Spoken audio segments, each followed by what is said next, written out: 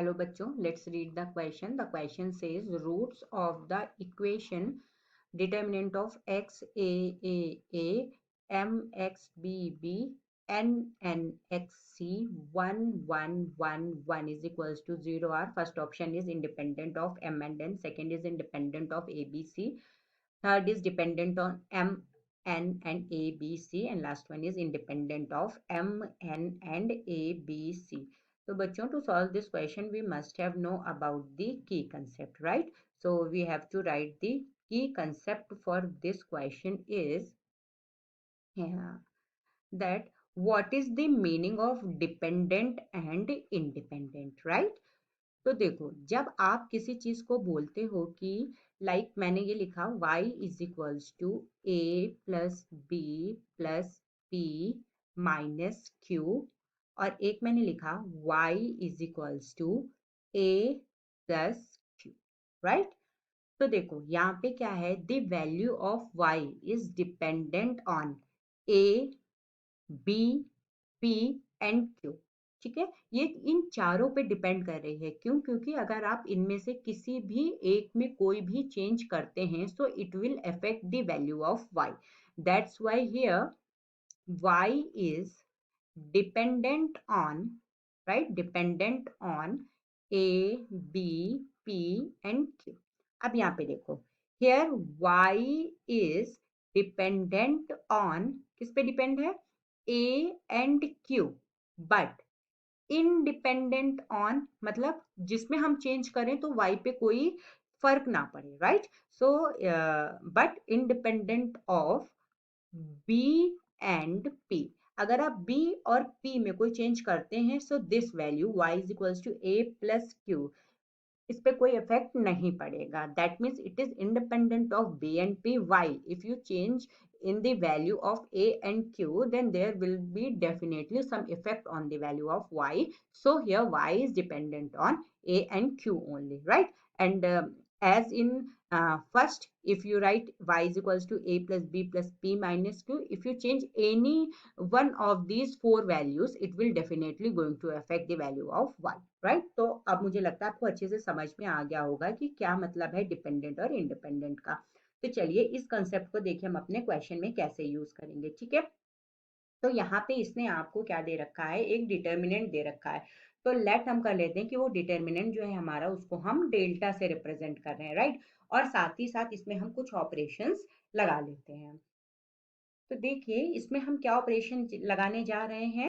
हम R1 को change करेंगे, R1 को किससे? R1 माइनस R2 से. फिर हम R2 को चेंज करेंगे किससे? R2 माइनस R3 से.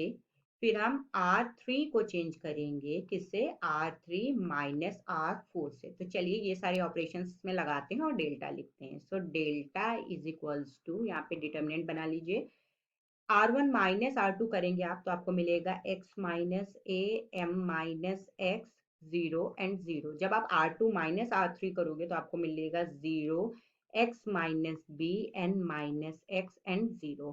फिर जब आप करोगे R3 minus R4 then you will get 0 0 x minus c and 0.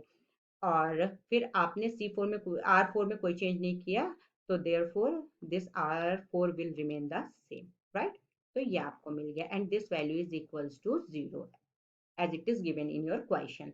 तो अब हमें क्या करना है, ये जो C4 है, क्योंकि इसमें हमें ये 3 जीरोस मिल रहे हैं तो हम इसको क्या करेंगे, C4 के अलॉन्ग एक्सपेंड कर लेंगे, राइट?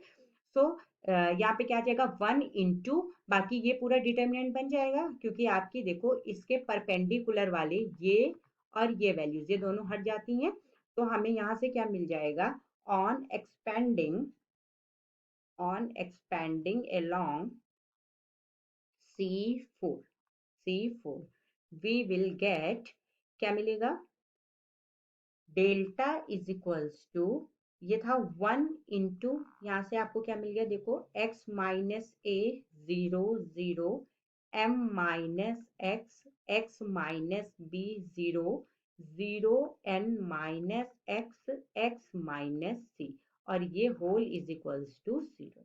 तो यहाँ से आप इसको क्या लिख सकते हो कि this implies delta is equals to what, देखो ये आपकी कैसी है, डायगोनल डिटर्मिनेंट है, तो इसकी वैल्यू डायरेक्ट क्या जाती है, डायगोनल एलिमेंट्स की ही multiplication, that is x minus A into minus B and x minus C, so this is equals to 0, so from here x is equals to a comma b comma c, कि जब आप x minus a is equals to 0 करोगे you will get x is equals to a, when you will put x minus b is equals to 0, from here you will get x is equals to b, and when you will put x minus c is equals to 0, then you will have x is equals to c, that is x is equals to a b c।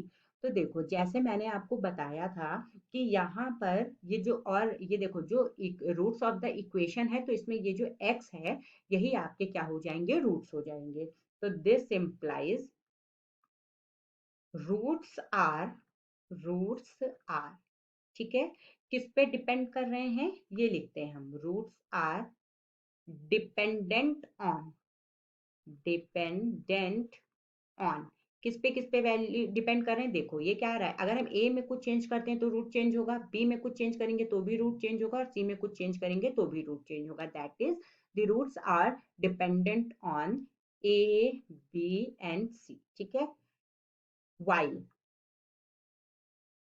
Roots are independent, independent of, किससे independent है, देखो आप इसमें m या n में कोई change करो तो रूट्स में हमें कोई फर्क पड़ेगा, कुछ भी चेंज नहीं होगा, तो that is they are independent of m and n।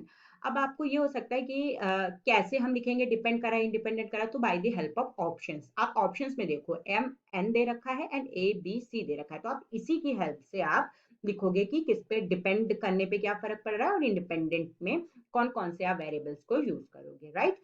तो चलो अब आप इससे मिलते हुए अपने ऑप्शंस देखो, तो देखो जब आप यहाँ पे ऑप्शंस देख रहे हो, सेकंड ऑप्शन देखते हैं क्या कह रहा है, independent of a b c, तो ये तो रॉन्ग है, क्यों, क्योंकि ये तो dependent on A b c है, तो ये वाला हट गया, फिर ये क्या कह रहा है, dependent on A b c, तो सही है कि ठीक है डिपेंड कर रहा है, बट ये क्या कह रहा है, also depends on m and n, तो इसका मतलब ये गलत हो गया क्योंकि एम और एन पे तो इंडिपेंडेंट है, राइट। लास्ट देखिए क्या कह रहा है, independent of m and n, ये तो ठीक है, बट इसने साथ ही साथ क्या कह रहा है, and independent of a b c, तो ये तो रॉन्ग है क्योंकि डिपेंड कर रहा है ए बी सी पे, राइट। अब फर्स्ट वाला देखो ये क्या कह रहा है, independent of m and n, देखो यही हमने लिख रखा है, independent of m and n, ठीक है, तो यहाँ से हमको क्या पता चल रहा है कि ये जो ऑप्शन है हमारा first, that is independent of m and n, is the correct option. Hope you understood it well,